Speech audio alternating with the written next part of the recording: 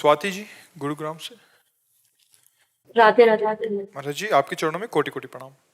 महाराज जी मेरा सवाल है कि अनजाने में किसी से गलती हो गई हो और उस गलती से किसी का नुकसान हो गया हो, जो अनजान में हुआ था, उसको माफी अभी कैसे मिलेगी? इसके बुरे कर्म से हमने कैसे छुटकारा पा सकते हैं? वैसे अनजाने में जो कुछ ऐसे पाप हैं जो हो जाते हैं, जैसे हम असावधान है, नीचे देखा नहीं, कोई जीव मर गया, या हम गाड़ी से चल रहे हैं, अचानक कोई जीव क्रॉस कर रहा है, अब तुरंत कंट्रोल करते करते घटना घट गई और हमारे हृदय में जो जलन हुई उसकी, वही उसका प्रायश्चित है। क्योंकि हमने कोई संकल्प नहीं किया, हमने कोई मारने का प्रयास नहीं किया, या हमने किसी के नुकसान की कोई वृत्ति नहीं रखी। अचानक कोई ऐसी घटना घट जाती है तो उसमें जो हमको जलन होती कि मेरे से ऐसा क्यों हो गया, वही उसका प्रायश्चित हो जाता है। और जो थोड़ा विशेषता, तो फिर स्वप्न में उसको दंड मिलता है। भयावह स्वप्न देखा, बड़ा बस खत्म हो गया, ऐसा हो गया। जो जानकारी से पाप होते हैं उनका प्रायश्चित करना, अनजाने में जो हो जाते हैं उनका प्रायश्चित दो रूप में हो जाता है।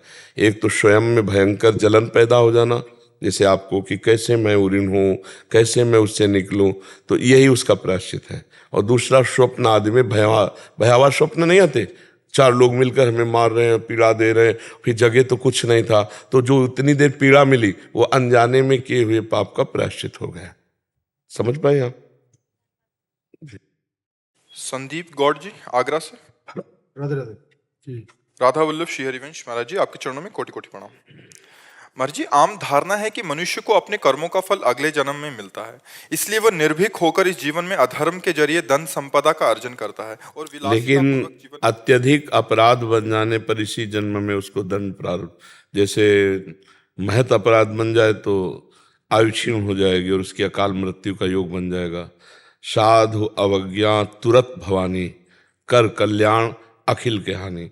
छोटे मोटे अपराध तो ठीक है, लेकिन अगर महत अपराध बन जाए तो तत्काल लागू हो जाएगा। नहीं, अत्यंत दुष्ट को गोली मार दी जाती है, न्यायालय तक पहुंचाने की बात पीछे होती है, पहले उसको गोली मारी जाती है। नहीं तो न्यायालय कानून के अनुसार फिर अपराधी को फांसी या सजा मिलती है, लेकिन अत्यंत दुष्ट जैसे आतंकवादी है, क्योंकि अगर उनको चांस मिला तो फिर तो उनको मृत्युदंड ही उनका सच्चा मार्जन है उनके अपराध का। तो जब महत अपराध बन जाता है तो फिर इसी जन्म में लागू हो जाता है। और साधारण अपराध बनते हैं शुभ अशुभ, तो वो उसके चलते रहते हैं, फिर भगवान देते हैं, क्योंकि अनंत जन्मों का हिसाब किताब है। तो हमें लगता है कि इस कानून को ऐसा ना समझा जाए कि गलत है। नहीं, हमारी भारतीय संविधान में भी देखो, सबको तुरंत दंड मिल जाता है क्या? 10-10 वर्ष मुकदमा चलता रहता है, जबकि एक प्रदेश एक देश और अनंत ब्रह्मांडों का हिसाब किताब अगर एक जन्म के बाद, तो फिर कोई आश्चर्य की बात नहीं है। कभी कभी 20-20 वर्ष हो जाते हैं मुकदमा चलते हुए, फिर उसे सजा होती है। तो इसलिए ये भागवतिक जो कानून है उसे उसको इसी जन्म में अशांति, उद्विग्नता, भय, शोक, चिंता, मृत्यु, ये तो प्राप्त होते हैं। और परिणाम जो होता है फिर कई जन्मों तक, जैसे भीष्म जी कह रहे हैं मुझे 100 जन्म तक याद है, मैंने ऐसा कोई पाप नहीं किया, कि 6 महीना बाणों की शैया पर। तो फिर उदाहरण में भगवान ने आगे दिया कि आप एक राजा थे और आपने एक सर्प को झाड़ी पे डाला, कांटों पे, वो 6 दिन में तड़प तड़प के मरा, तो तुम्हें 6 महीना बाणों की शैया पर। तो मतलब हमारा हजारों सैकड़ों जन्मों का हिसाब किताब चल रहा है, पूरा रजिस्टर भरा हुआ है। अब रजिस्टर बढ़ाने नहीं आए, मिटाने आए हैं। हम ऐसा भजन करें भगवान का कि संचित कर्म भस्म हो जाए और क्रियमाण जो नए हो रहे हैं वो पवित्र आचरण हो और भगवत समर्पित हो, तो वो निष्फल हो गए, वो हमें बांध नहीं पाएंगे। शुभ भी बंधन है, और जो हमारा प्रारब्ध है वो निष्प्रभावित हो जाए कि हमको परास्त न कर पावे। तीनों प्रकार के कर्मों का शासन भगवान के भजन के द्वारा किया जा सकता है। संचित को भस्म, क्रियमाण को निष्फल और प्रारब्ध को निष्प्रभावित। प्रभावित तब माने जब हमको रौंद के गिरा दे, भगवान से विमुख कर दे, तो भगवान से विमुख कर दे, इतना बड़े प्रारब्ध की सामर्थ्य अब नहीं रह गई। तो हम ऐसा भजन करें कि विध्वंस कर दे संचित कर्म को और निष्फल कर दे क्रियमाण को और निष्प्रभावित कर दे। हम भगवान के अंश हैं, हम भगवान सच्चिदानंद के अंश हैं और मनुष्य जन्म यही करने के लिए मिला है, केवल भोगने के लिए नहीं मिला। केवल भोगने के लिए पशु योनियां हैं, देव योनियां हैं, मनुष्य योनि नए कर्म का। तो हम ऐसा भजन करें, ऐसा परोपकार करें, ऐसा परहित करें कि हमारा मंगल हो जाए। इसी जन्म में हम इन 3 कर्मों से मुक्त हो जाएं, क्रियमाण, प्रारब्ध और संचित। तीनों से हम त्रिगुणात्मिका माया से मुक्त होकर भगवान को प्राप्त हो। किसका प्रश्न था? हाँ प्रभु। तो ये भागवतिक और हमारे भारतीय कानून को भी देख लो, कहाँ तुरंत सब कुछ हिसाब किताब हो जाता है क्या? वर्षों लगते हैं। तो फिर तो भगवान का बहुत बड़ा दरबार है। पर ये जो बात बताई ना तत्काल, हाँ हमने देखा एक बदमाश जो है भाग कर आया था जब हम शेनपुर में थे, बगीचे में बहुत बड़ा जंगल था, उसमें उसकी हालत ये थी 5 मिनट चैन से बैठ नहीं सकता। बत्तख रुका क्यों? बस मतलब भयभीत, अशांत, उद्विग्न, विषाद युक्त। तो ये कर्म का ही तो फल है ना कि चैन नहीं है, शांति नहीं है, हर समय भय लगा, कहीं से भी कोई आ सकता है, पुलिस आ सकती है, या उसकी पार्टी में विरोध हो गया था, हमारी पार्टी का ही कोई हमें मार दे, बड़ा भय, बड़ा भय। तो मनुष्य जन्म मिला है निर्भय होने के लिए, निश्चिंत होने के लिए, निशोक होने के लिए। ये होगा भगवान की शरण में। भगवान की शरण में जो शभीत आया आवा शरणाई रख्यों ताई प्राण की नहीं। भगवान कह रहे जैसे प्राणों की रक्षा हम अपने लोग करते हैं, ऐसे भगवान हमको अपने प्राणों की तरह रक्षा करते हैं यदि हम भगवान की शरण में हो जाए। तो निर्भय होकर कोई पाप तो नहीं कर सकता ज्यादा दिन, भयभीत, शोक मगन, चिंता और ये सब। और जब पाप बढ़ गया तो किसी के मारने की जरूरत नहीं, वो अपनी भी मौत मर जाता है, बहुत दुर्गति होती है। अवश्य में वो भोक्तव्यम कृतम कर्म शुभा अशुभम, शुभ अशुभ। ऐसा नहीं है कि कोई गलत करने वाला सजा बना रहे कि क्या श्रृंगार है, घर और परिवार सब सुसज्जित, ऐसा नहीं। मिटिया मेट होते हुए देखा है और आप लोग भी देखते हो। थोड़े दिन चलता है, थोड़े दिन पुण्य जब तक रहेंगे ना तब तक चलेगा, इसके बाद मिटिया मेट हो जाएगा। मंदोदरी रावण की छाती कूट के ऐसी कहती कि प्रीतम जब तुम चलते थे तो धरती कांपती थी और राम विमुख असहाल तुम्हारा, रहा न कोकुल रोवनिहारा। प्रत्यक्ष दिखा देते हैं भगवान, पाप कर्म करने वाला अंततो गत्वा विनाश को ही प्राप्त होता है। हाँ तत्काल नहीं है, तत्काल नहीं है कि आपने किसी का कत्ल किया और आप तत्काल आपका गला काट दिया, ऐसा नहीं, ना हमारे कानून में है और ना भागवतिक कानून में है। समय, समय का इंतजार करो, अपने आप दंड मिल जाएगा, अपने आप दंड मिल जाएगा। तुम्हारा कर्म ही तुमको दंड देगा, तुम्हारा कर्म ही तुम्हें दंड दे देगा, कोई दूसरा दंड नहीं देता, कर्म ही देता है दंड। किसी की खोपड़ी में, तुम्हारी खोपड़ी में बैठ जाएगा, तुम्हारी खोपड़ी में बैठ के तुम्हारे हाथ से तुमको जहर खवा देगा, तुम्हारे हाथ से तुमको पंखे में लटका देगा, तुम्हारे हाथ से गोली शूट करवा देगा। कर्म बलवान है, इसलिए ऐसा ना मानना चाहिए कि बाद में देखा जाएगा, देखने लायक नहीं रहोगे, ऐसा दंड आता है देखने लायक नहीं रहो। सच्ची कहते हैं पाप से डरो, वो जब फलीभूत होता है ना तो अच्छे अच्छों के, हाँ भगवत प्राप्त संतों के शरीर में भी प्रारब्ध अपना प्रभाव दिखाना चाहता है। रामकृष्ण परमहंस जी के गले में कैंसर, बड़े बड़े महापुरुषों के कर्म अवश्य भोगना पड़ता है। इसीलिए कोई ऐसा ना समझो कि हमने जो कर्म किया उसका फल नहीं मिलेगा। अगर कहीं डिलीट कर सकते हो तो एकमात्र भगवान का भजन है, दूसरा कोई उपाय नहीं। भजन से ऐसा होता है, अगर ऐसा ना होता तो कोई जीवन मुक्त होता ही नहीं, कोई भगवान को प्राप्ति नहीं कर पाता, सब कर्म भोग में फंसे रहते। भगवान के नाम में इतनी सामर्थ्य है, मिटा देंगे आपके संचित कर्म को, मिटा देंगे, पक्का मिटा देंगे। बहुत बड़ा गोदाम जमा है संचित कर्म का। इसलिए नाम, भगवान का नाम जितना जप लो। इस बात को मत देखो कि वो पापी बहुत सुखी है, वो बहुत गाड़ियां और बहुत रुपया पैसा सब मिट्टी में मिल जाएगा। अब आप अविनाशी हैं नहीं कि आप देख सको, शरीर विनाशी है, दृष्टि प्राकृतिक है, नहीं बिल्कुल मिट्टिया मेट दिखाई देता है। एक दो नहीं, कई उदाहरण हमने देखे, कई उदाहरण देखे। इसी जन्म में जहां ताज बांध करके चलते थे, दुखिया को न सताइए, दुखिया देगा रोए, और जब दुखिया के मुखिया सुने तब तेरी गति का मिट्टी में मिल गए। इसलिए बहुत कर्म किसी को बख्शता नहीं है। इसलिए मत सोचो कि हमारा पाप कर्म कोई जान नहीं पाया, जान नहीं पाया, लेकिन वो सरकारी बैंक में जमा ब्याज सहित मिलेगा तुम्हें। अगर मिटा सकते हो तो भजन के द्वारा मिटा दो, नहीं तो भोगना पड़ेगा। अभी मिटा दो, निकल पड़ा तो भजन करते हुए भी भोगना पड़ेगा। ये भी बात है। पूर्व का जैसे बाण छूट गया, वो तो लगेगा कि जो तूड़ीर में उसे भस्म कर सकते हो, तो जो संचित कर्म है वो तो भस्म हो जाएंगे, लेकिन जो प्रारब्ध बन के आ गया, अगर भजन में चित्त लगाए तो प्रभाव कम रहेगा, पर शरीर में रहेगा उसका प्रभाव। आप समझ पाए प्रभु? रमेश जी नोएडा से। गुरुदेव आपके चरणों में कोटि कोटि प्रणाम। महाराज जी, महापुरुषों और महाराज जी आपसे भी सुना है कि प्रकट शरीर का ज्यादा महत्व तब तक है जब तक भगवत प्राप्ति नहीं होती, परंतु शिष्य और भक्तों के लिए गुरु जी के प्रकट शरीर का बहुत महत्व है। उनकी चाहत है कि गुरु जी के प्रकट शरीर में दर्शन, सत्संग, एकांतिक वार्तालाप दीर्घ आयु तक बना रहे। ये जानते हुए भी मृत्यु लोक में स्थूल प्रकट शरीर की आयु श्वास सीमित है। प्रियता, प्रियता और जो सानिध्य में लाभ मिलेगा वो अमोघ होगा।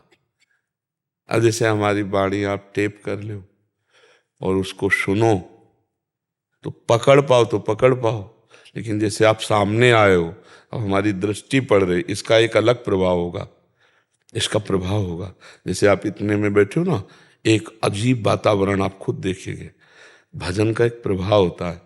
जैसे व्यभिचारी पापी आदमी जहाँ बैठता है उस जगह अपवित्र हो जाती है, उससे संभाषण करने मात्र से अपवित्रता आ जाती है। ऐसे भगवत प्रेमी, भगवत भजनानंदी, उनके दर्शन से, उनके संभाषण से, उनके सानिध्य से हमको पावर मिलता है।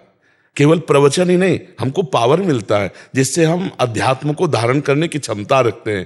तो ये तो भगवान की कृपा से ही लाभ, जितने दिन बदा है उतने ही दिन मिलेगा, नहीं तो फिर नहीं मिलेगा। जैसे मानो उड़िया बाबा थे, तो उनके सामने जो रंग था अब वो रंग थोड़ी है। आश्रम में जाके देख लो, उनकी गुफा में जाके देख लो, उनके आसन में जाके देख लो, वो रंग। चिड़िया उड़ गया तो फिर पिजड़े का कोई बात तो थोड़ी रह जाता। तो ये तो यही लाभ लेना है। प्रगट में जितने दिन है हमको इतना पक्का हो जाना है कि हमें माया फिसला ना पावे। नहीं, कुछ ऐसा हो सकता है हमसे कि ये लाभ जो है लंबे समय तक मिलता रहे। ये तो सुनो भरत भावी प्रबल, बिलख कहो मुनिनाथ, हान लाभ जीवन मरण जस अपजस विध्यान। जैसे मानो किसी की भावना हो कि हम किडनी अपनी दे दें, आप स्वस्थ हो जाएं और आप बोलें। तो एक भाई यहाँ जहाँ बैठे हैं वहीं आए थे, उन्होंने कहा 2 बार ट्रांसप्लांट करा चुके, तीसरी बार फेल हो गया। जरूरी थोड़ी पास हो जाएगा। और आप देखो भगवान की कृपा से 19 वर्ष तो हो ही गए, तो वही फेल किडनी दहाड़ रहे हैं, नहीं दहाड़ रहे। और अगर वो चलाना चाहें तो हो सकता है 10-20 वर्ष और चल जाए, और ना चलाना चाहे तो आखिरी डायलिसिस हो, कुछ कहा नहीं जा सकता। उनके बस की बात है, सच्ची कहते हैं। तो हाँ, बस केवल बस उन्हीं के चलाए चल रहे, और वही जितने दिन चलाएंगे चलेगी। नहीं तो ऐसा समझो नींव खत्म हो चुकी, बिल्डिंग टिकी हुई है, नींव खत्म हो चुकी है, और बिल्डिंग सब शरीर की नींव है गुर्दा, उसी से लीवर, दिल, सबका कनेक्शन रहता है। सब फेल है भगवान।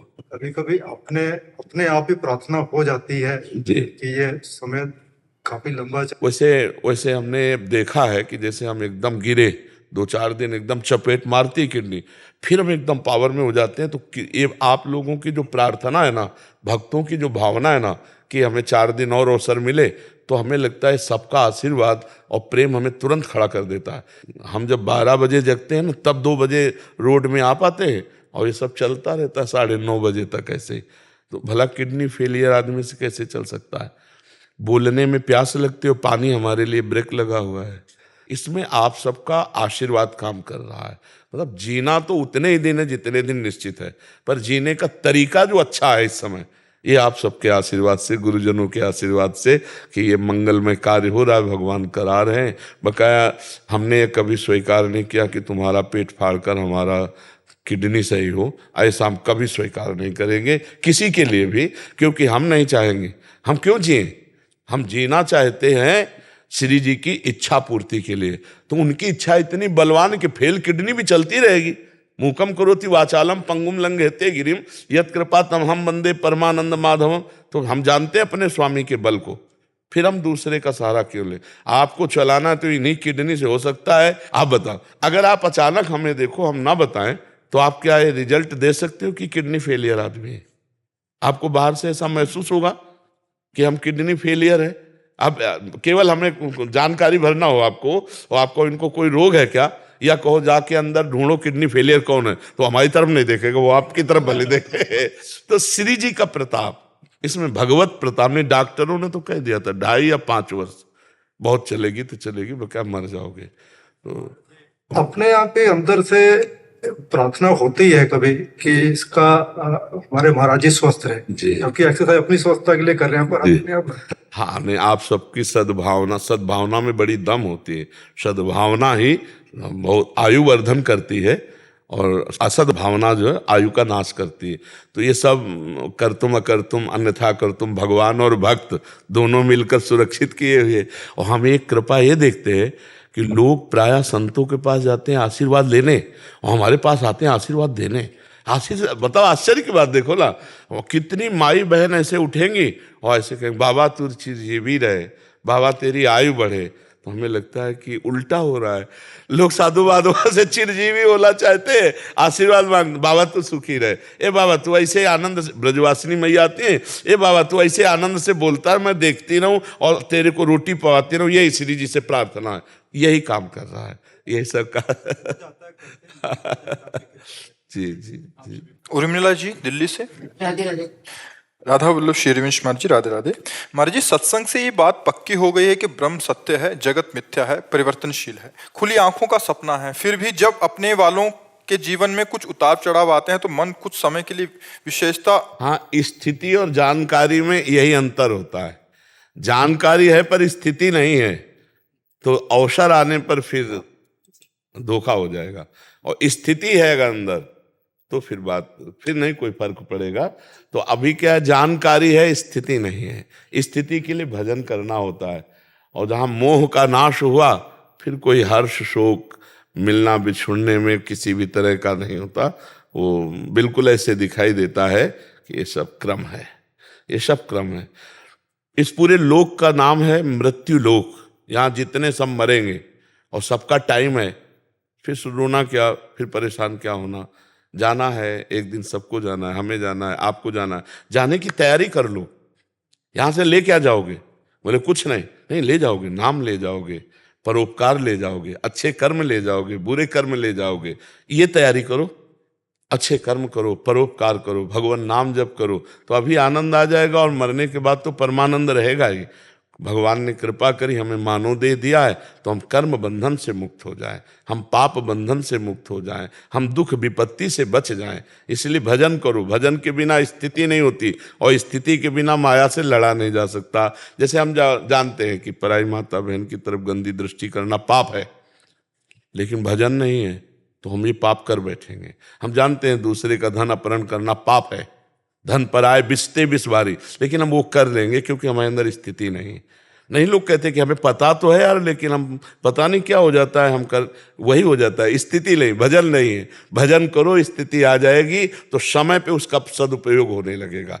मोह के समय मोह नहीं होगा, काम के समय आप परास्त नहीं होंगे, क्रोध के समय आप विवेक से अपने आप को बचा लेंगे। ये भजन से होगा। इसलिए खूब राधा राधा जपो, या राम कृष्ण हरि जो नाम प्रिय लगे खूब जपो।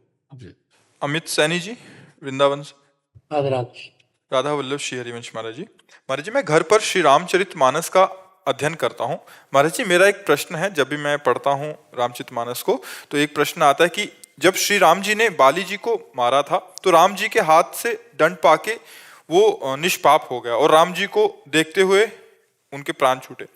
महाराज जी, प्रश्न ये उठता है कि अपने शरीर को त्याग करके वो चले गए, पर काफी कथावाचकों के मुख से सुना है कि महाराज जी पूरा इन्होंने लिखा कि कृष्ण अवतार में वो बहेलिया के रूप में आए। महाराज जी कह रहे थे कि उनकी कौन सी आसक्ति अभी बाकी रह गई थी कि उनको दोबारा जन्म लेना? नहीं, भगवान ने अपने लीला का पात्र बना लिया, संसार का थोड़ी, अब अपनी लीला का पात्र बना लिया। मोक्ष होने के वैकुंठ से जय विजय आए ना, वैकुंठ से कोई आता जाता है क्या? कर तुम अकर तुम अन्यथा कर तुम सर्व समर्था सा ईश्वरा। हमारी बात समझ रहे हो?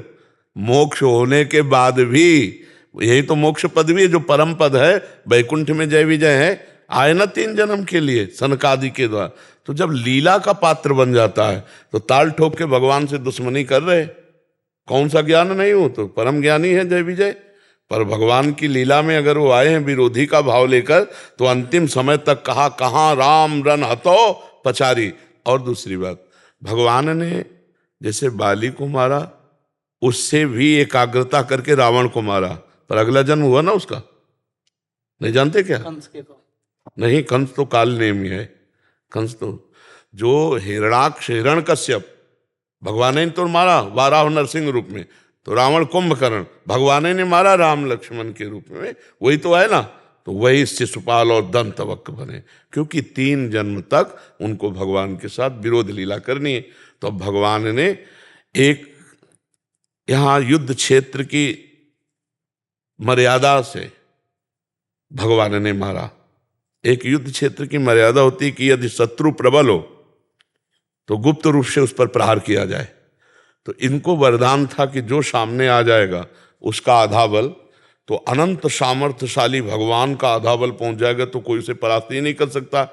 इसलिए वृक्ष की ओट में होकर सुग्रीव जी को सामने भेजकर लड़ रहे हैं सुग्रीव और बाली, और प्रहार कर रहे हैं भगवान श्री राम। माला पहना दी थी सुग्रीव जी को, तो उससे सुग्रीव की पहचान हो गई। अब अंतिम समय जब भगवान को सामने देखा, तब यही प्रश्न किया कि मुझे क्यों मारा प्रभु? हम तो जानते हम दोनों ये भाई भाई हैं, जैसे हमारे आचरण वैसे इसके आचरण थे, कोई भजनानंदी नहीं सुग्रीव बहुत। तब भगवान ने कहा मेरी शरण में हो गया है, और मेरी शरण में जो हो गया तो शरणागत का मित्र मेरा मित्र और शरणागत का दुश्मन मेरा दुश्मन, इसलिए मारा।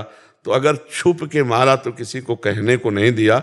अंतिम समय में भगवान जब कृष्णावतार में अंतर्ध्यान होते हैं तो वो भी सीधे भगवान के चरणों को मृग का मुख समझकर जब नजदीक गया तो भगवान को देखा, कांप गया।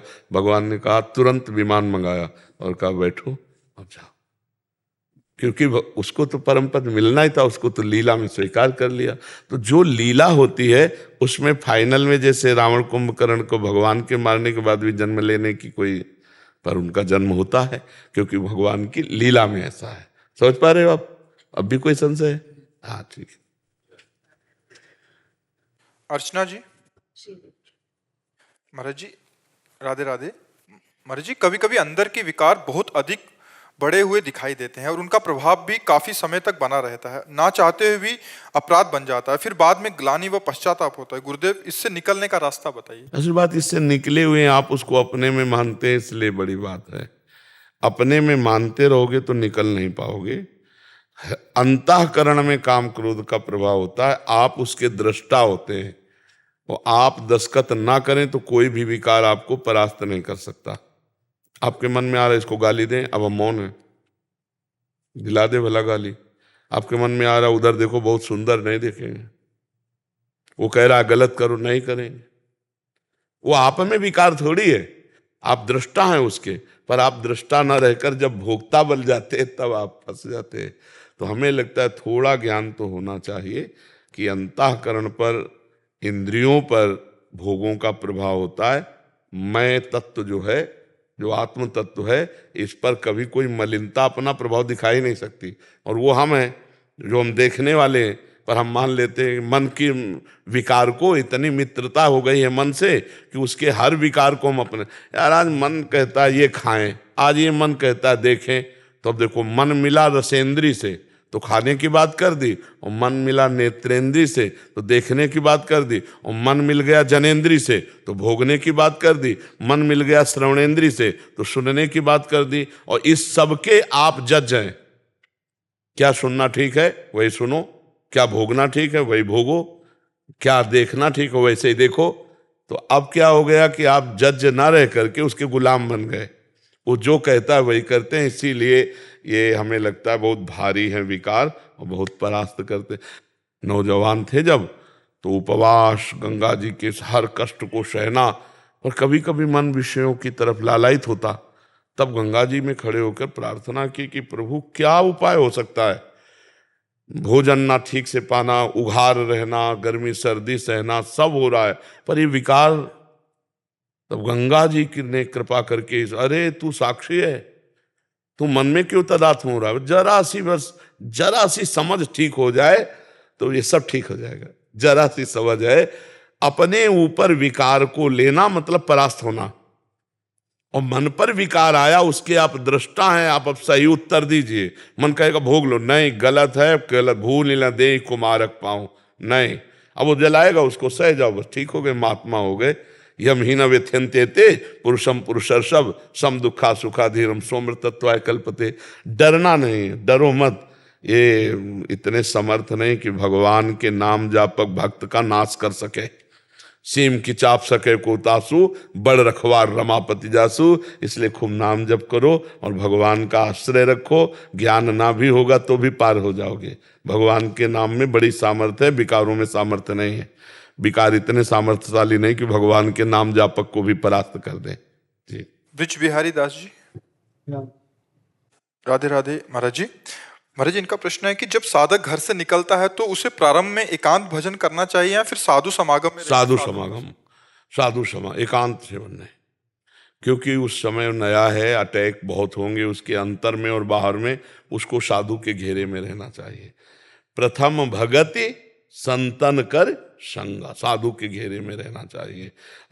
संगम त्यजेत मिथुन व्रति नाम मुमुक्षु सर्वात्मना न विसजेत बहिरिंद्रियाणि एकश्चरण धाश्चित्त मनंती से युंजीत तद वृत्ति सुसाधु सुचेत प्रसंगा।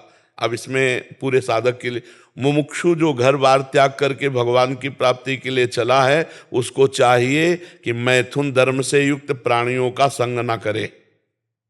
जो विषयी हैं, जो नाना प्रकार के भोग वासनाओं से ग्रसित है, उनका खाओगे, उनके संग बैठोगे, उनकी बात करोगे तो वही रंग चढ़ जाएगा। तो क्या करे? बोले सर्वात्मना न विसर्जित बहिरिंद्रियाणि, इंद्रियों को बहिर्मुख ना होने दे, अंदर भगवत चिंतन में लगावे।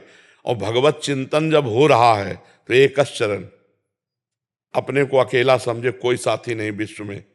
अगर आपको साथी की जरूरत है तो बोले तद व्रतेषु, भगवत व्रत धारण करने वाले, भगवत प्राप्ति की लालसा वाले या भगवत प्राप्त महात्माओं का संग अत्यंत आवश्यक है। प्रथम भगति संतन कर संगा, दूसरी रतिमम कथा प्रसंगा, गुरुपद पंकज सेवा, तीसरी भक्ति अमान, चौथी भगत मम गुण गन, करे कपट तजगान। और फिर पांचवी भक्ति का मंत्र जाप मम दृढ़ विश्वासा, पंचम भगत सुवेद प्रकाशा, छठदम शील विरत बहु कर्मा, निरत निरंतर सज्जन धर्मा, सातों सम हिमय जग देखा, मोते अधिक संत कर लेखा, आठों जथा लाभ संतोषा, सपने नहीं देखे पर दोषा, नवम सरल सब संचल हीना। पूरी साधना का स्वरूप भगवान श्री राम ने सबरी जी के सामने वर्णन कर दिया। तो पहली भक्ति का स्वरूप ही यही है साधु संग। और साधु संग बाड़ा है। जैसे कोई नवीन पौधे जग रहे हों तो उन्हें अगर आप घेरे पे रख के, बाड़ पे, बाउंड्री पे नहीं रखोगे तो फिर बकरी आदि चर जाएंगी। और अगर चर गई तो किनगा निकलना मुश्किल है। ये ऐसा पौधा है भक्ति का। फिर एक बार भ्रष्ट हो जाने पर फिर उत्साह नष्ट हो जाता है कि अब क्या यार, मतलब गिर गए। तो अगर हम वो बाउंड्री संतों की बाउंड्री है, जहाँ 10 साधु रह रहे हो, वहाँ रह रहे हो, तो आप गलत नहीं कर सकते, गलत नहीं सोच सकते। भगवत चर्चा, साधु दर्शन, तो हमें लगता है साधु दर्शन में, साधु संग में रहे। और जब मन एकांत में भगवदाकार होने लगे तो सबसे ज्यादा एकांत है अपना हृदय देश। शांत अंतर्मुख होकर बैठ गए। बाजार भी एकांत है जिसका हृदय पवित्र है, और एकांत में भी प्रपंच है जिसका हृदय अपवित्र है। देखो एकांत में बैठकर क्या सोचते हो, क्या चिंतन होता है। और आजकल मोबाइल है, बहुत है एकांत में नष्ट कर देने वाला है। इसलिए हमें लगता है साधु संग बहुत अति अनिवार्य है, साधु समाज में रहा जाए तो ठीक है। अब वो समय नहीं रह गया जैसे हम लोगों ने जीवन काटा ना। आज का समय ऐसा ना, अब मान लो आप किसी गांव में भिक्षा मांगने गए गंगा किनारे, और किसी लड़के ने रो दिया, बोले लड़का चुराने आने आया तो मार डालेंगे लोग, देखो मार। तो बहुत ही ऐसा अब कलयुग का ऐसा प्रभाव बढ़ रहा है। साधु समाज में रहो, तीर्थों में रहो, धामों में रहो, कहीं जाने की जरूरत नहीं, भजन करो।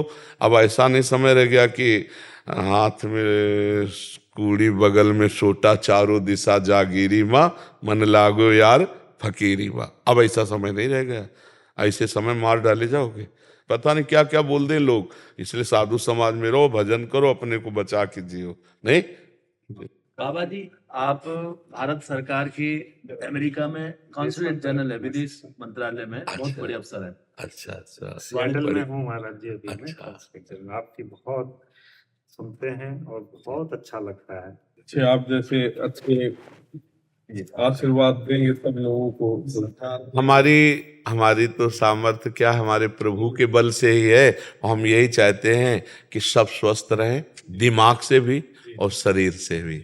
नहीं, अध्यात्म दिमाग को स्वस्थ करता है। अगर आपका दिमाग स्वस्थ है ना, तो शरीर की पीड़ा भी आप सह जाएंगे। और दिमाग अस्वस्थ है तो फिर वासनाओं में ये सबसे बड़ी बीमारी वासना, इसी की बीमारी के कारण पूरे जेल भरे हुए हैं। ये सब दिमाग के बीमार लोग हैं जो अपने दिमाग को कंट्रोल नहीं कर पाए और गंदा आचरण कानून के खिलाफ कर दिया, तो वहाँ पाप आचरण कर दिया तो नाना प्रकार के रोग आदि, शरीर में दंड तो मिलता ही है, भागवतिक दंड तो मिलता ही है। आपकी शिक्षाओं से आपके इससे पूरे समाज में और जो ये भगवान का प्रभाव समझो। 20 लोग 30 लोग बैठते हैं और 20 लाख लोग आनंद ले रहे, तो भगवान की कृपा से ये। नहीं मान लो यूट्यूब ना होता तो जैसे कुएं में दीपक जल रहा है लेकिन बाहर प्रकाश ना जाता, कौन जानता। लेकिन भगवान संयोग बैठाल दिए कि यूट्यूब है, तो उससे चाहे अमेरिका से सुनो चाहे जिस देश से सुनो, सुन सकते हैं। बाबा जी, हम जज हैं, हमने महसूस किया कि जज को भी प्रभावित करने के लिए प्रयास करते हैं। हाँ। तो उसका मन जज का बड़ा दुख होता है, तो इसके लिए क्या? वैसे जज ही नहीं, पूरे जितने पद हैं इनमें दो बातें उसको अपने अधिकार से नीचे गिरा देती है, प्रलोभन और भय। दो शब्द हैं, एक है प्रलोभन और एक है भय। आप प्रलोभन से नहीं डिगेंगे तो भय से आपको डिगाया जाएगा, और आप भय और प्रलोभन दोनों से न डिगे तो भगवान आपके साथ है, आपको कोई बाल बांका नहीं कर सकता। आप अपने पद में हैं और अपनी गरिमा में रहिए। प्रलोभन और भय ये दो आपको छूने ना पावे, और भगवान का स्मरण रहे तो आपका कोई बाल बांका नहीं कर सकता। बाबा जी, हम तो जब जाते हैं ना उस कुर्सी पे, जी। तो नंगे पैर जाते हैं, ना तो प्रलोभन में आते ना भय में। जिस दिन भय और प्रलोभन, अपने घर चले जाएंगे, बिल्कुल बिल्कुल शुद्ध बात चढ़ है। के चले जाएंगे। हाँ बिल्कुल ठीक, न्याय का। मजदूरी कर लेंगे, हाँ लेकिन ना प्रलोभन में आए ना भय में आए। हाँ बिल्कुल, सबको चाहिए ऐसा। हर पदाधिकारी को हर पद में ये दो ही शत्रु हैं, प्रलोभन या भय। टोटल आप देख लीजिए, इसी से गिरना होता है। अगर इससे ना गिरे तो हमारे राष्ट्र की सम्यक सेवा हो, दोषी को दंड मिले, निर्दोष मुक्त हो जाए, बहुत बढ़िया। इसमें परिवार का और माता पिता का बड़ा योगदान रहता है। हाँ बिल्कुल ठीक मेरी बात। माँ ने, जब मैं जज बना था, एक बात कहा था, बेटा कभी बेईमानी चोरी मत करना, बिल्कुल कभी डरना मत। मेरा बेटा पीठ दिखा के जा रहा है, कभी पीठ दिखा के मत आना। बिल्कुल बिल्कुल, धर्म का स्वरूप माता पिता पहले गुरु होते हैं। एक बच्चापन में हमने एक नाटक देखा था, सुल्ताना डाकू। तो जब उसको फांसी की सजा हुई तो उससे अंतिम बात पूछी गई कि तुम्हें क्या अंतिम चाह है, तो उनका माँ से मिला दो। तो जब माँ आई ना, तो गले लगने के लिए चली तो नाक काट ली दांत से। तब लोगों ने पूछा ऐसा क्यों किया? बोले ये है मेरी फांसी दिलवाने वाली। एक कलम चुरा के लाया था, तब कहा था बहुत अच्छा बेटा, ये काम आएगी। मैंने समझा अच्छा कार्य है, और चोरी पे उतर गया, आज फांसी की सजा मिल रही इसके कारण। अगर पहली कलम पे थप्पड़ जमाया होता तो मैं चोर न बनता। तो माता पिता का संस्कार दिया हुआ आजीवन काम करता है, आजीवन का। पर जी, आप सब ब्रिज 84 यात्रा करके पूर्णता हुई है यात्रा की। बहुत बहुत सुंदर, बहुत सुंदर। हमारे यहाँ श्री सेवक जी महाराज कहते हैं, सेवक शरण सदा रहे, अनत नहीं विश्राम, कै वाणी हरिवंश की, कै हरिवंश नाम। यदि चतुरासी जी का रोज पाठ कर लिया जाए, परम पवित्र श्री चतुरासी जी महामहिम प्रिया प्रीतम की प्रेम रस से भरी हुई है, तो 84 लाख योनियों से मुक्ति पक्का। देखो आज जो तुम 84 कोष ब्रजभूमि की यात्रा कराए ना, ये आप निश्चित समझ लो 84 लाख से मुक्त होने के लिए सर्वसमर्थ है ये परिक्रमा। अब जो हमारे अंदर वृत्तियां हैं असत, उनका नाश करने के लिए श्री चतुरासी जी है। भवजल निधि को नाव, काम पावक को पानी, प्रेम भक्ति को मूल, मोद मंगल सुखदानी। श्री चतुरासी जी महामोद मंगल सुख प्रदान करने वाली। और ऐसा ही नहीं, छुटी 84 भ्रमंते निरखय जुगल किशोर, निरखय जुगल किशोर भोर और रैन न जाने, पिए रूप रस मत भयो कछु बनई न आने, प्रेम लक्षणा भक्ति होए ही आनंदकारी, और वृंदावन वास सखी सुख के अधिकारी। चतुरासी जी, आप लोगों को परिचय में है चतुरासी जी? जानते चतुरासी जी? हमारे आचार्य का प्रधान ग्रंथ है चतुरासी जी वाणी। चतुरासी जी के अगर 12 पद रोज गायन करें तो हफ्ता में पूरी हो जाती है, बरसते 84, और रोज पूरी गायन करे तो कहना क्या। और दूसरी बात, नाम, सेवक जी ने 2 बातों पर बहुत जोर दिया है। यदि नाम च हरिवंश नाम बिसरे न छिन, श्री हरिवंश सहाय भल, हरिवंश भरोसे भय निडर, नित गर्जत हरिवंश बल। यदि चतुरासी जी का पाठ और नाम जब चलता रहे तो नाम बाणी जहां श्याम श्यामा तहां, नाम बाणी सुनत श्याम श्यामा सुबस, नाम बाणी निकट श्याम श्यामा प्रगट। नाम और बाणी अगर ये 2 पकड़ लिए जाए तो जैसे 2 पंख से उड़ करके पक्षी आकाश में यात्रा करता है, ऐसे हम नवनिवृत्त निकुंज में पहुंच जाएंगे। कुंज महल की टहल सुख, दंपति संपत्ति पाई है, जैसे रूप लाल हित प्रीति सो, जो 84 गाई है। तो हाँ, ये तो चतुरासी जी परिक्रमा दे आए। अब चतुरासी जी का रोज गायन करो और नाम जप करो तो देखो निकुंज पहुंच, कल्याण तो होता है ब्रजभूमि की परिक्रमा मात्र से, लेकिन श्री जी के पास पहुंच जाओगे ये वादा नहीं है। ये वादा नाम बाणी से होगा। कल्याण तो हो गया, इसमें कोई संशय नहीं। आप 84 कोस की परिक्रमा दे के आ रहे, हमारी ब्रजभूमि महामंगलमयी मोदमयी, लेकिन श्री जी के पास पहुंच जाओगे, इसके लिए श्रीमद चतुरासी जी और नाम है। आचार्य की कृपा से ही श्री जी तक पहुंचा जा सकता है, किसी तपस्या और साधना का फल। तो हरिवंश महाप्रभु साक्षात प्रियाजू की कृपा है, कृपा रूप जो वप धर्यो, और उनकी कृपा है चतुरासी जी।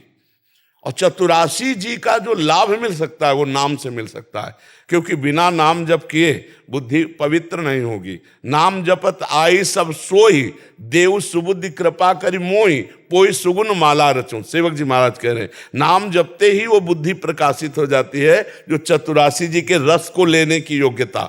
तो इसलिए खूब नाम जप करो और जितना बन सके चतुरासी जी का पाठ करो, और कोई नशा मत करना ब्रज 84 कोस की परिक्रमा की, और कोशिश करो कोई पाप ना बने। तो इसी जन्म में हमें लाडली लाल कृपा करके स्वीकार कर ले, आचार्यों की कृपा से निकुंज में प्रवेश हो जाए, जन्म जन्म का दुख और जन्म मरना ये सब छूट जाए। बड़ी कृपा है। और खूब नाम जप करो। देखना, वैसे आप देखो जब 84 कोस की परिक्रमा नहीं लगाए थे तब कैसा लग रहा था, अब कैसा लग रहा है?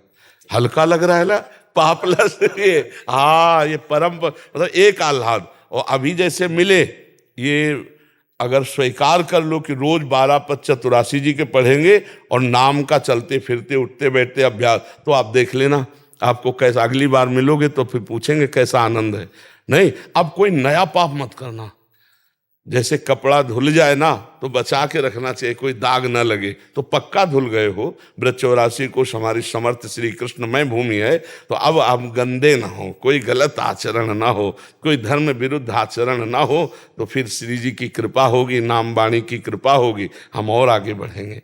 हमारी यात्रा लाडली लाल तक है। जब तक राधा वल्लभ लाल जी के चरणारविंद का साक्षात्कार ना हो तब तक यात्रा अधूरी समझो। वो मैंने सुना, जैसे कि हम 84 कोस करके आ रहे थे तो उसमें परिक्रमा में कई मंदिरों में ये बोला जा रहा था कि 3 बार अगर तुम 84 कोस करोगे तुम तुम्हारी मानी जाएगी। तो ये क्या हमें? नहीं नहीं नहीं नहीं, गलत गलत गलत, ऐसा नहीं है, ऐसा नहीं है। हाँ, एक बार 84 कोस की परिक्रमा लग गई तो 84 लाख योनियों से मुक्त हो गए। अरे भैया, 3 बार करोगे तो मानी जाएगी, नहीं मानी नहीं जाएगी, तो ये सब फिर ही गई, ये सब फिर नहीं नहीं। देखो गाड़ियों में लगा रहे हो इसलिए, करे गाड़ियों में लगा रहे हो इसलिए, तो फिर क्या गाड़ी से जाओ? ये गाड़ी नहीं है क्या?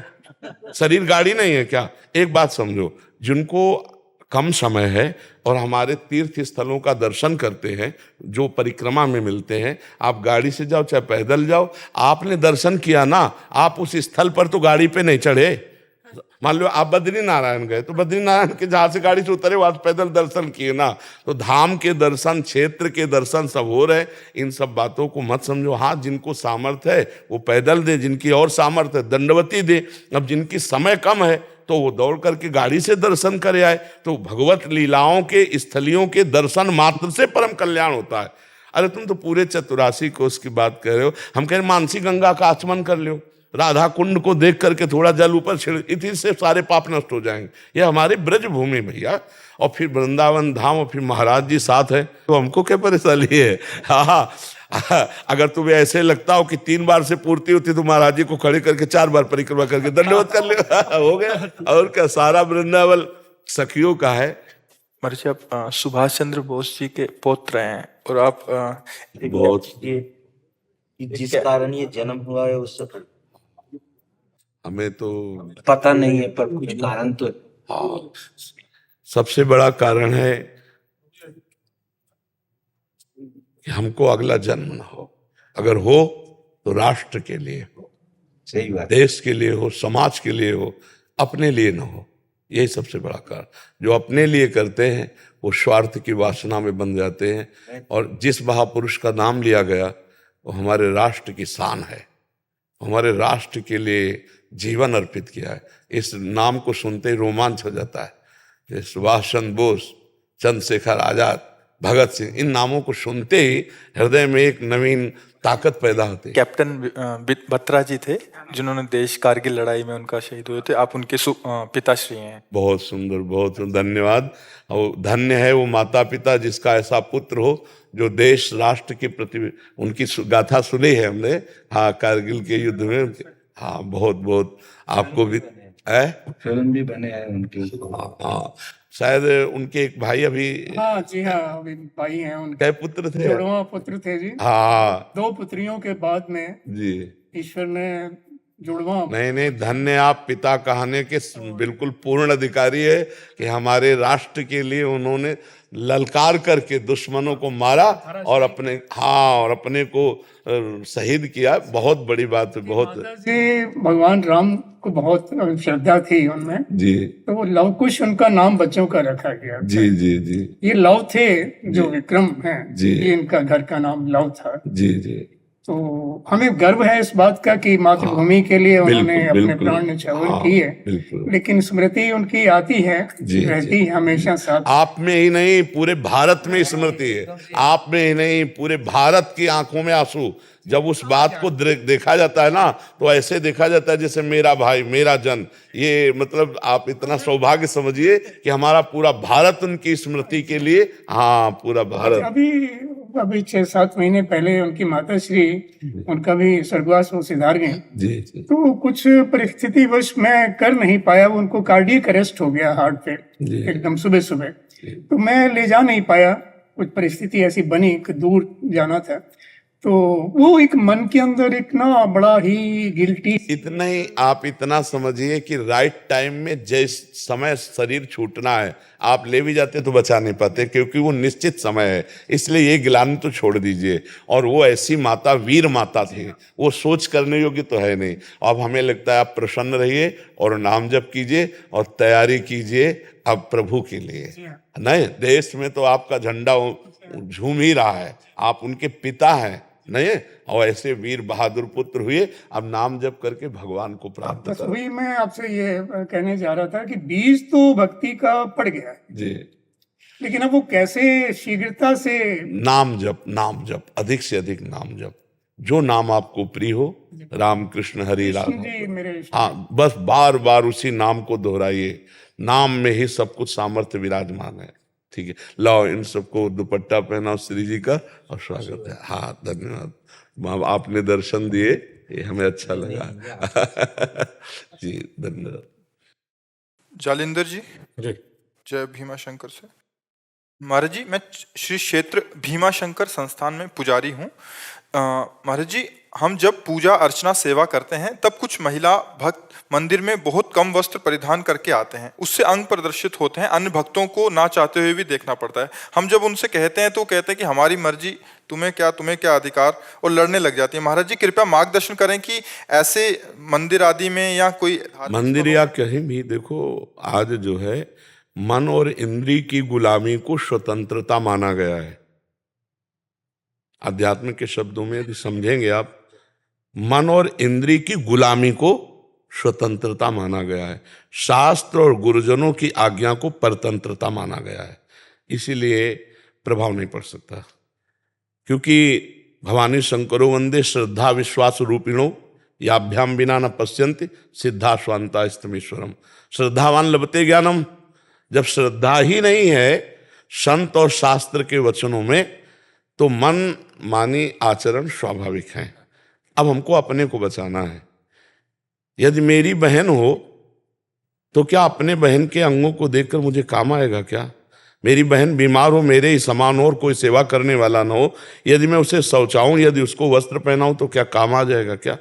तो मैं अपनी दृष्टि को पावन करूं। अब समाज को पावन करने की सामर्थ्य भगवान में है, या भगवान जिन संतों की वाणी से करवा दें तो है, नहीं तो असंभव सा है, क्योंकि मनमानी आचरणों का बड़ा मनोरंजन चल रहा है।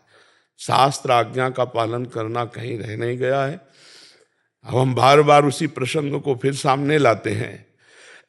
एक बच्चा कई बच्चियों से बॉयफ्रेंड गर्लफ्रेंड का संबंध रखते हैं, बच्चियां, और ब्रेकअप करते हैं। फिर अगले, फिर इसे क्या कहते हैं हमारी शास्त्रीय भाषा में? व्यभिचार। और व्यभिचारी पुरुष और व्यभिचारी स्त्री को किस भाव से देखा जाता है शास्त्र की दृष्टि में? तो संयम तो खो चुके, पवित्रता खो चुके। अब ये लज्जाहीन, मर्यादाहीन बुद्धि, ये क्या ऐसा वो सदुपयोग अपने शरीर का या अपने जीवन का कर पाएगी? बस वो तो अब उनके विषय में बोलने का मतलब है अपने को गाली खवाना। तो हमें लगता है हमें अपनी दृष्टि ठीक कर लेनी चाहिए, और तेरे भावे जो करे भलो बुरो संसार, नारायण तू बैठ के अपनो भवन उभार। हाँ, तो हमारा शास्त्र और हमारे गुरु जी यही उपदेश करते हैं कि अपने आप को बचा लो। बस यही खास बात है। दूसरे को बचाने चलोगे तो आप भी घसीट जाओगे। मान लो आप हर बच्ची को ऐसे ही करो तो आपके ऊपर फिर रिपोर्ट हो जाएगी कि ये गलत दृष्टि वाला है। इसलिए जिस रूप में आओ प्रभु आप ही हो। हाँ, कोई आपसे पूछे तो उपदेश दे दो, लेकिन समझने वाला कोई है नहीं। हमको अपने आप को समझाना होगा। आज का समाज, ये सब नौजवान भाई समझ रहे हैं ना, हम इनके चरणों में प्रणाम करते हैं कि भैया आप हमारे ऊपर कृपा करके सुनने आए हो और थोड़ा आचरण बदल रहे हो। मतलब बहुत बड़ा एहसान हम आपका मान रहे कि आप अपने आचरण सुधार रहे, आप साधु संग कर रहे, आप साधु के वचन सुन रहे। नहीं, कलिकाल है भाई, बहुत विचित्र कलिकाल है।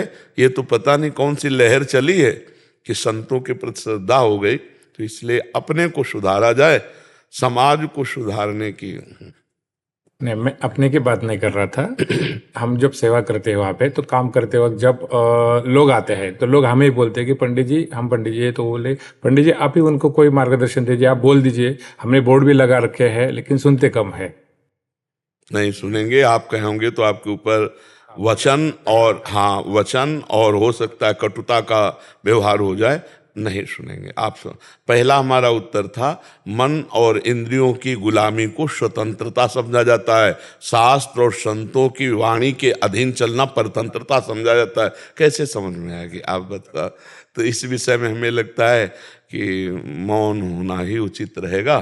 कोई प्रश्न करे तो उसका उत्तर दिया जा सकता है कि महाराज जी हम लोग ऐसे वस्त्र पहनते हैं, क्या ठीक है? तो फिर बोल सकते हैं, क्योंकि वो जानना चाहते हैं। और ऐसे आप बोलोगे तो फिर बहुत ही गलत हो जाएगा। बहुत ही गलत शब्द का प्रयोग हो सकता है, बहुत ही गलत शब्द का प्रयोग। हाँ, संसार का बहुत विचित्र स्वरूप है, नहीं प्रयोग हो सकता। वो आपको ही डांट लग सकती है बहुत। हाँ, इसलिए मौन अपने से कोई तब उत्तर देने का प्रणाली भी है ये, उपदेश देने की। जब तक प्रश्न ना करे तब तक उसको उपदेश न दे, नहीं वो उपदेश काम नहीं करेगा। प्रश्न करता दैन्य भाव से, आरत अधिकारी जब पावे गूढ़ो तत्व न साधु दुराए। और इस विषय की व्याख्या हम कर नहीं सकते, क्योंकि जब तक आप नहीं बदलना चाहेंगे, मतलब सामने वाला, तब तक ऐसे केवल फालतू बोलने से नहीं चलेगा। वो सामने सुधरना चाहे तो उसको हो सकता है। और नए बच्चे हैं, ये इतना ही मान लें कि गलत आचरण न करें और नशा न करें, इतना ही मान लें तो हम इनके चरण छूते हैं सब बच्चों के। हमारे भारत के ये भविष्य हैं, ये कोई गंदा व्यसन न करें और ये गंदे आचरणों से बच जाए। नहीं, बहुत बड़ी हानि होती है। फिर ब्लैकमेल होने लगते हैं बच्चे, फिर अपने को कंट्रोल में ना करने के कारण वो अपने को मिटा देने की सोचने लगते हैं। नए नए बच्चे कई कारणों से अपने शरीर को त्यागने की बात, तो थोड़ा अध्यात्म सुने, नशा न करें, व्यभिचार प्रवृत्ति से बचें और अपने आप को भारत की सेवा में लगाने योग्य बनावें, समाज की सेवा में लगाने योग्य बनावें। इतना बहुत बड़ा उपकार हो जाएगा। और देखो, जैसे जैसे कलयुग बढ़ेगा तो पापाचरण बढ़ेगा, पापाचरण बढ़ेगा तो कैसे बढ़ेगा? ऐसे बढ़ेगा। मम्मी पापा से बच्चे कैसे बात करते, तुम अपनी देखो यार, हम अपनी देख लेंगे, ऐसे हमने सुना है। मम्मी पापा से कह रहे हैं ऐसे, तो हमारे अपने बाप की नहीं मानते, हमारी बात कैसे मान लेंगे? हमारी मान रहे हैं, यही बात हम प्रणाम करते हैं भैया, बहुत प्रणाम करते हैं। सुबह जब हम आते हैं ना तो हमें लगता है 80% जवान होंगे, सब नौजवान होते हैं 80%। तो देख के हमें आनंद लगता है कि अगर ये सुधरे तो भारत सुधर जाएगा। क्योंकि नौजवान मतलब भूत अवस्था होती है, नौजवान की होती यौवन ज्वर के नहीं बलकावा, इसमें कुछ नहीं यार, अपनी मस्ती से। और ये सुन रहे हैं हाथ जोड़ के, ये खड़े हैं साधु दर्शन के लिए, इसका मतलब श्रद्धा है। इसका मतलब हमारे भारत में अभी संतों और शास्त्रों के प्रति श्रद्धा है। तो जो श्रद्धा करेंगे वो तो सुधर जाएंगे, और जो श्रद्धा नहीं करेंगे तो मनमानी आचरण को सुधारना बड़ा कठिन है, बड़ा कठिन है जी।